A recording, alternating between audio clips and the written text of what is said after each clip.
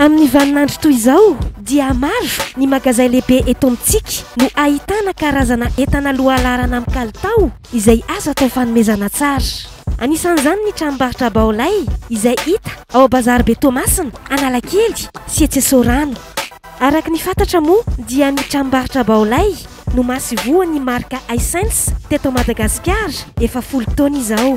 Maro ny entana izay ikafaran'ny teknôlôjia ao anatin'izany.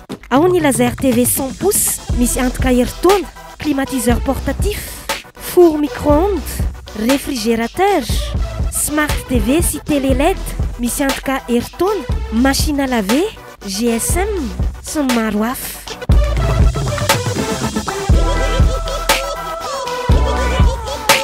Ankoatran'izay dia efa nanomboka ilay bazar de Noël spécial ao amin'ny rihana voalohany ny Beau Center etsy Analakely.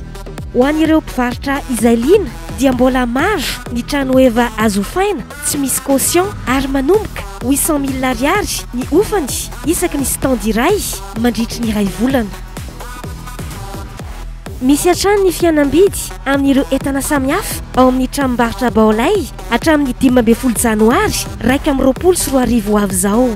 Misy karazany maro izay mifanaraka amin'ny filana sy ny fahefa-mividin'ny tsirairay hoy hatrany ny tompon'andraikitra. Ao ny panneau solaire, mono sy polycristalline, synthétiseur, subwoofer, table de mixage, fer à lisser fanao amin'ny volo, amplificateur, brochine sy ny maro hafa tsy voatanisa.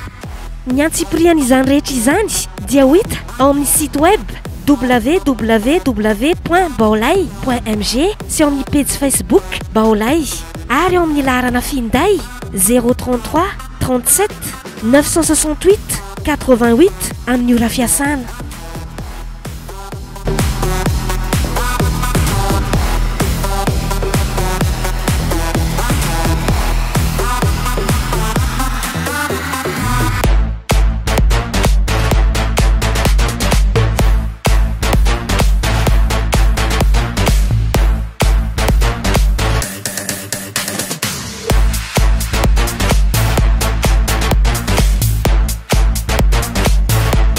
Miavaka anatin'ny maro tokoa ny fety samihafa ho avy miaraka amin'ny tranombarotra Baolay sy ny 17 taona ny siny izay.